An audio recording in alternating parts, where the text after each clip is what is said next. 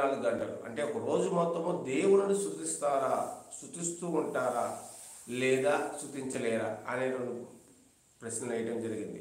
అందులో ఒక వృద్ధురాలు లేచి, ప్రభువా, నేను దేవుడిని నిరంతరం స్తుతిస్తూ ఉంటాను అని చెప్పడం జరిగింది.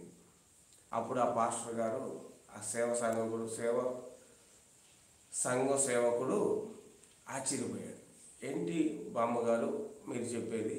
మా వల్లే కావటం లేదు 24 గంటలు దేవుని స్తుతించడం, మీ వల్ల ఎలా అవుతుంది అని మీరు ఒకసారి చెప్పండి అని అడగగా, ఆమె ప్రత్యక్షంగా అందరికీ వందనాలు చెబుతూ, తండ్రి,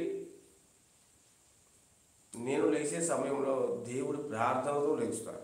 లేచిన దగ్గర నుంచి నా పనులు మొదలు పెట్టుకోవడం జరుగుతుంది. కార్యాచరణ చేసి నా పనులు మొదలు పెట్టుకోవడం జరుగుతుంది. నా పనులు ఏంటంటే, ముందరంగా నేను ఇల్లు ఉడుస్తాను. చీపురుతో నా ఇంటి గుమ్మాన్ని, ఇల్లు ఆవరణ మొత్తాన్ని జిమ్ముకుంటాను.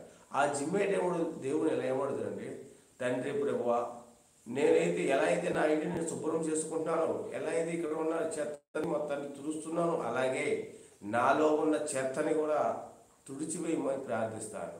నాలో ఉన్న చెత్తని, రోతని, నేను ఏదైనా గర్వంగా ఫీల్ అయితే గర్వాన్ని కూడా, నా తలపొగరు ఏమైనా ఉంటే తలపొగరును కూడా తుడిచేసి నా ఇంటిని నేను శుభ్రం పరుచుకున్నట్టు నా మనసును కూడా శుభ్రం పరిచి దేవుని సన్నిధిలో ఉండే విధంగా, నీ కొరకే నేను ఉండే విధంగా చేయమని ప్రార్థిస్తున్నానని చెప్తూ ఇల్లు ఉడుస్తానని చెప్పింది. అలాగే ఇల్లు ఉడుస్తావు, ఓకే, మరి కొండలు కడుగుతావు కదా, ఇంకా పనులు ఉంటాయి కదా, అప్పుడు ఎలా? ఇల్లు ఉడుస్తావు కాబట్టి అది పని కాబట్టి మనం పని చేసుకుంటూ ఉంటాం. మరి ఎలాగని అడిగితే, నేను అంట్లు కడుగుతానండి. రాత్రి పొలం వండుకుని తిన్నవాళ్ళు ఉంటాయి కదా, అవి మార్నింగ్ ఉదయం కూడా నేను కడుగుతాను. కడిగేటప్పుడు దేవుని అడుగుతా, నేను ఎలా అయితే పాత్రలను శుభ్రం చేసుకుంటున్నానో, నా మనసును, నా దేహాన్ని కూడా అలాగే తోమి శుభ్రపరచమని దేవుని అడుగుతాను. నేను ఎలాగైతే నా పాత్రలు తోమి పట్టిన మురికిని తోమి ఎలా అయితే శుభ్రం చేసుకుంటున్నానో, అలాగే నా మనసునికి, నా దేహానికి పట్టిన మురికిని తొలగించమని ప్రార్థిస్తూ ఉంటాను. అంటే పాత్రలు శుభ్రపరిచే విధంగానే నా దేవుడు నాకు ఆత్మ రూపంలో కానీ దేహ రూపంలో కూడా శుభ్రంగా చేయమని నేను ప్రార్థిస్తూ ఉంటానని ఆమె చెప్పడం జరిగింది.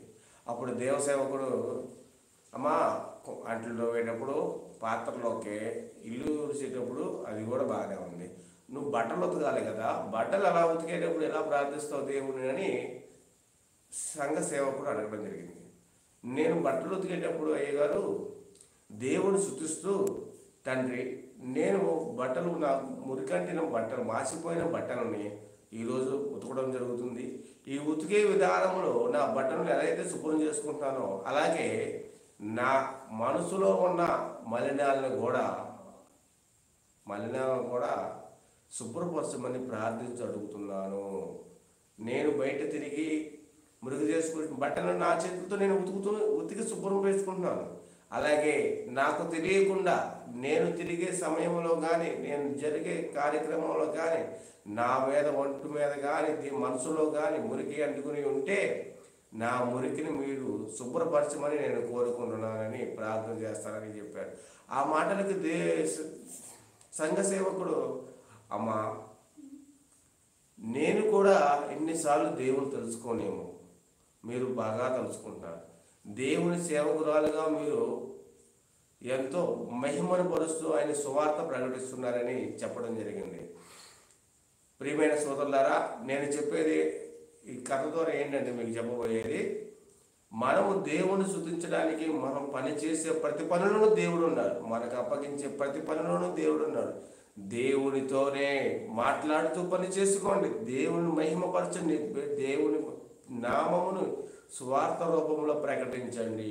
అప్పుడు దేవుడు మీలో లీనమై ఉంటాడు, దేవుడు మీతో కలిసి ఉంటాడు. మీలోని బాధలను, శోధనలను దేవుడు తొలగించడానికి మీరు దేవునికి ఆత్మపూర్వకంగా దగ్గరగా ఉండండి అని చెప్పడం జరుగుతుంది. దేవుని ప్రియబిడ్డలారా, మీరు ఏదైనా సరే అడగాలి అనుకునే కదా మీరు వాట్సాప్